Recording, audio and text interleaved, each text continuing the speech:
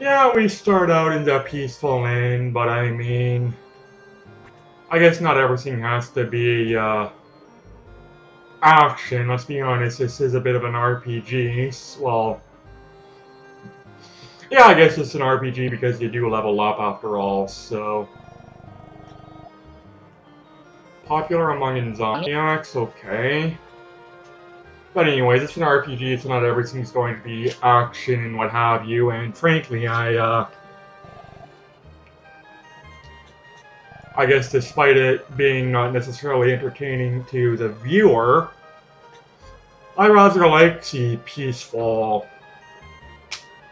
non-action parts of a role-playing game. Because that's usually when the story or the plot, the narrative comes through. And I don't really... Like, I do play a lot of Western RPGs for the sort of gameplay and narrative, which is why I am getting a little more and more disappointed in regards to the Elder Scrolls. But the Elder Scrolls are getting better in regards to narratives, though weaker in gameplay mechanics. But like Japanese role-playing games, uh, let's be honest. In regards to the actual gameplay, I do enjoy it, but it's not exactly what I will consider grab you by the balls fun.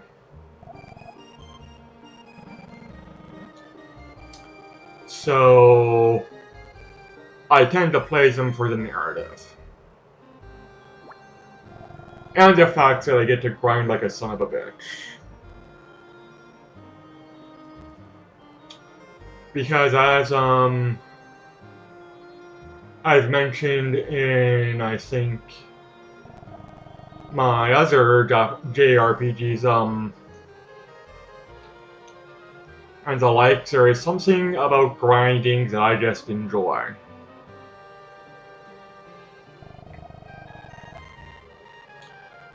I've always enjoyed leveling up, grinding, becoming not necessarily as powerful as I can become in regards to stats, but just leveling up to max.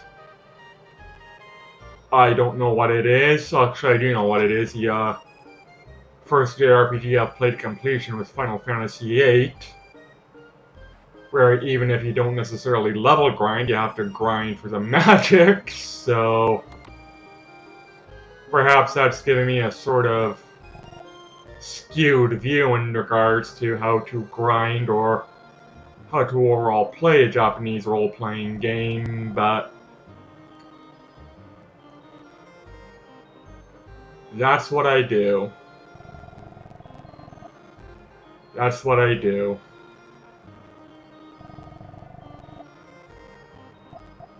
Okay, considering I need armor, I don't think your flimsy robes and dresses are going to do me much good, so fuck off with your business practices.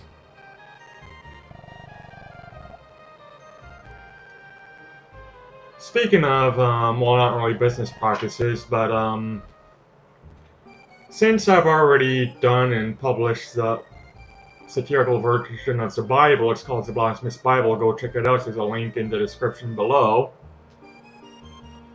I have decided why not get everybody to hate me, so I'm doing the Book of Mormon and the Quran as well. Otherwise known as the Book of Moron and the Quran. We will see if I live long enough to finish the Quran. Religion of Peace, my ass. More like Religion of Pieces, but oh well. If I'm proven wrong, I'm proven wrong. I really don't care. I'd rather live a short and happy life than a long and miserable one anyway, so... Oh well. I'm also working on a side project, but it's a bit of a personal pet project, so I will, at the very least, keep my mouth shut until it's either complete, or more than likely until it's or a publishing contract is signed. It's, in regards to my current publisher, AIDS House, I mean,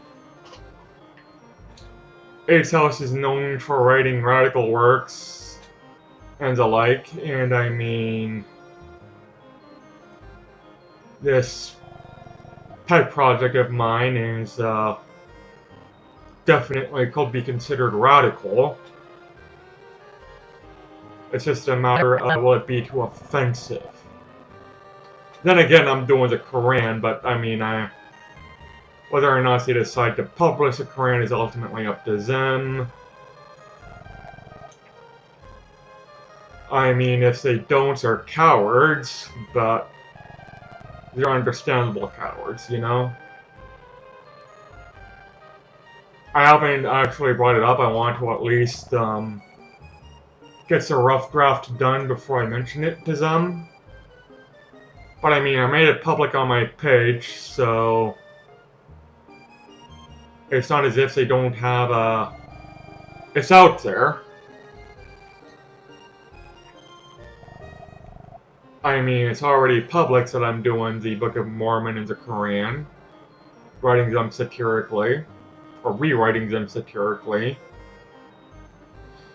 But, I mean, my publisher tends to be busy, obviously, so, you know, it's not as if they're constantly looking at my page for updates and the like. They just want to make sure I'm doing something on my page to promote and advertise and what have you. And yeah, I've already been down this area, okay. Yeah. Don't remember going into this house, but oh well.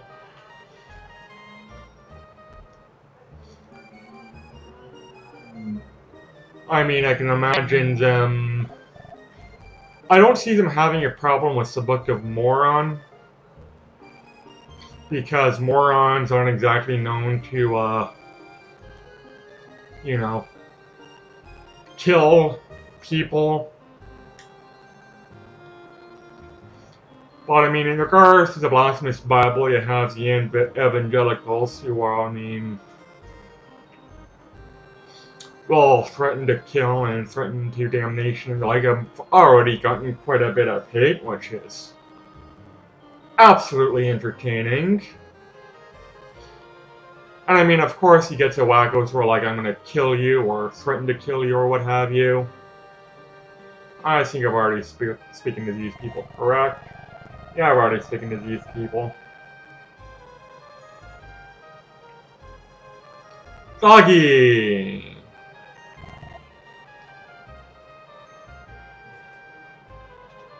Why is it always a small little rat-looking doggy? Why can't it be something like Mastiff, Bull Mastiff, English Mastiff, Cane Corso, Great Dane, though I mean, I just want to say I'm not a fan of Great Danes, I mean, there isn't a dog, well, I shouldn't say that, there are certain dog breeds I'm a little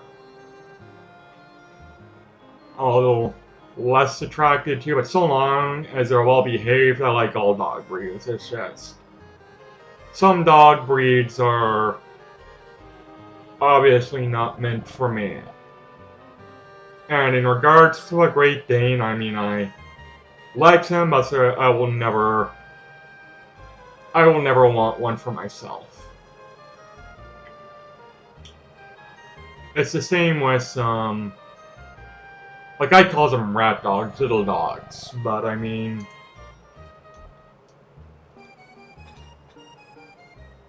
the littlest dog I would ever consider myself, ironically, will be a Boston Terrier, which is a bit weird because they're known to be very high energy and yippy and the like, but then again, most little dogs are. I like my dogs to be low energy, low key, low maintenance, big, and ugly. There is something about a big, ugly, and lazy dog which just appeals to me, which is why I got Winnie.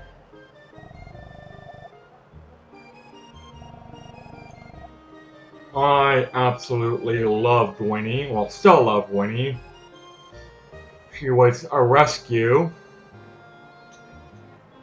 bull mastiff, best dog I could ever ask for. But I mean, she was old when I first got her. So old that, and not just old, but because she was so terribly just abused, it was hard to tell specifically what her age was when I first picked her up. So we were between 7 years old to 10 years old when I first got her, which for a bull mastiff is pretty much elderly to begin with. So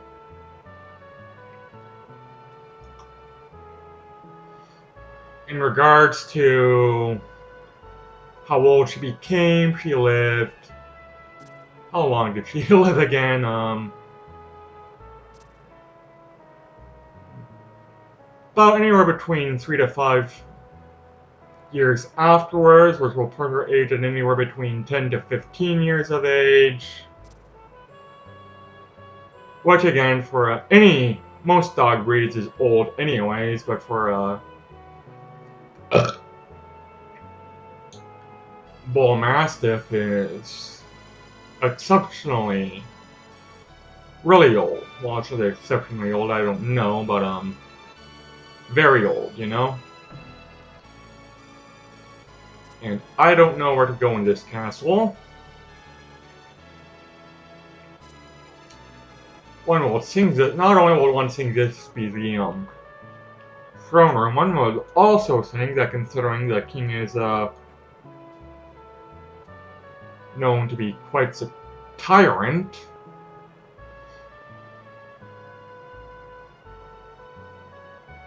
one will think the castle will be a lot more heavily guarded. Won't be allowed in? Okay, let's go in anyways. After all, I am a third floor.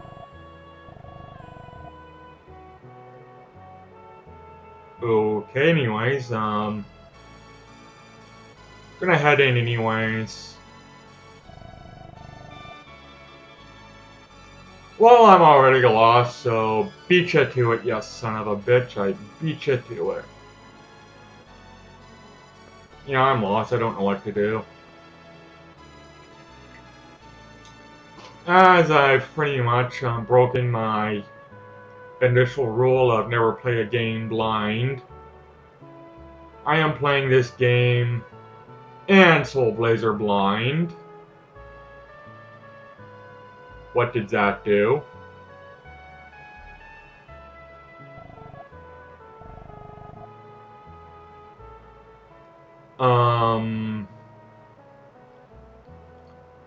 Okay, and I'm playing Soul Blazer and this game blind, so, I feel since these games tend to be of a more linear path, I don't necessarily mind playing them blind. I mean, is this for more Zelda-like? Let's say it's for more of a Zelda-style game, I'll be playing it anyways, because I'll be the first to admit, when it comes to the 2D games anyways, I just don't like, there's something about Zelda I just don't like. Zelda is one of those Nintendo, actually not even just Nintendo, Zelda is just one of those franchises where I found the jump from 2D to 3D improved it. Which in regards to the jump from 2D to 3D is a bit of a rarity for me. Because in regards to, especially Nintendo, in regards to the jump from like 16-bit 2D games to the 3260, I didn't mean to do this, 3264 3D era of gaming, that jump from 2D to 3D was a harsh one. Especially, I'm not just talking graphically, I'm just talking about gameplay-wise in general. Because I do not like a lot of 3D platformers. Yes, I will be the first one I mentioned in regards to Super Mario 64. A beloved classic to most. I just don't like it. Don't like it at all. In regards to a lot of 3D platformers of that era, of that sort of era, and even other, like, newer generations of consoles, I'm just not a fan of 3D platformers. I find them to be very just simply fetch quest heavy. And I mean, even in regards to 2D platformers, if they were very fetch quest heavy, like you have to find a certain amount of tokens or MacGuffins or what have you in order to progress with the game, I was never a fan of those sort of 2D, of those platformers.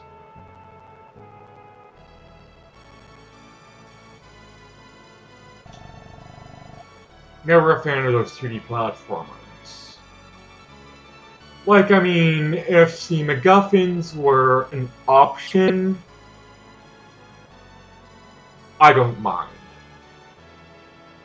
Like, there's a big difference between wanting to do something and having to do something.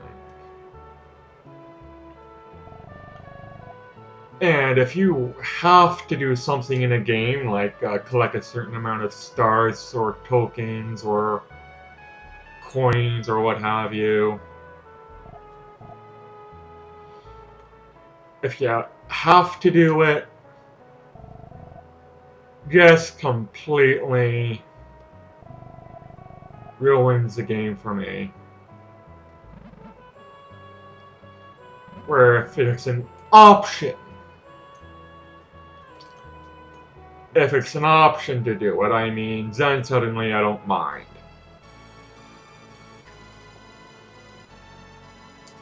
Unless there's a decent reward for the option, like you get a true ending or a good ending, well, then that's something I want to do. I will scour the entire level in search of the MacGuffins if it means getting a much better crew ending, so long as it's worth my while to get. But otherwise, it's just okay. I don't care. Again, let's look at my example of Soul Blazer. I didn't bother getting all the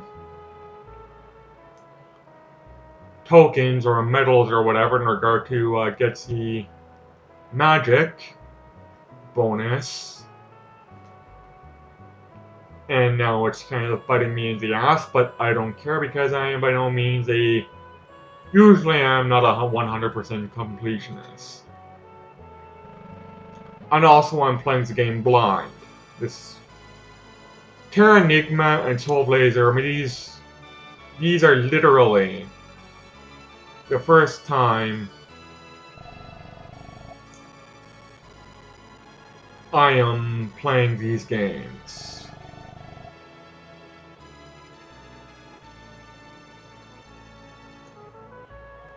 So, in regards to sort of finding everything, getting all the MacGuffins, the bonuses or what have you. Yeah, these are literally this is literally the first time I am playing this game in Soul Blazer, so don't expect me to find all the significant plot items. You know.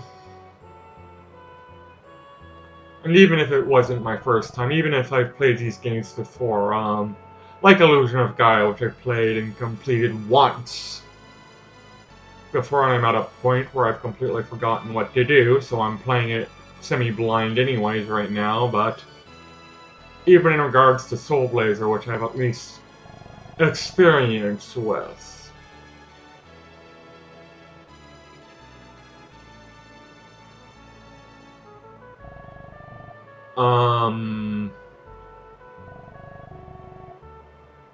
I'm not going to be getting all these significant plot items or or MacGuffins or what have you. You know? I can't move. Ooh,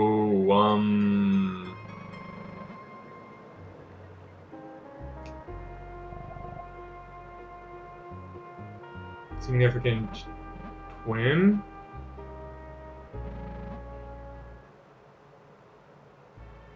Identical twin? In a new world? Help her if I can. Well, the bitch is ignoring me.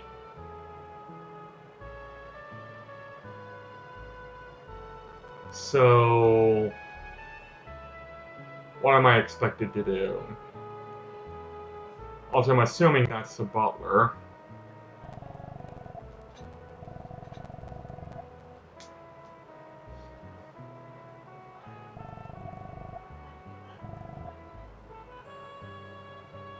I mean, I don't know who else the butler could be. Though one would think the butler would be in the king's side. Also doesn't help that, you know, I think butler, I think a person in a tuxedo.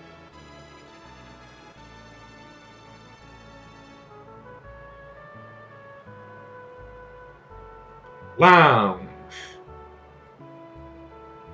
Lounge, lounge, lounge. Yeah, and again, because I'm playing this game blind and have absolutely no experience with it, I haven't the faintest clue what to do right now.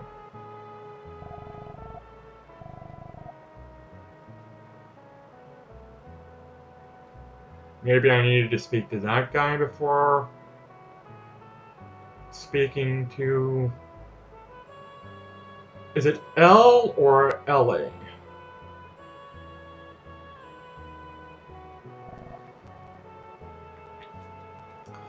I don't know, but I am ending it now, and I will look up a guide because I'm playing this blind, I do cheat. So take care, everybody, and bye.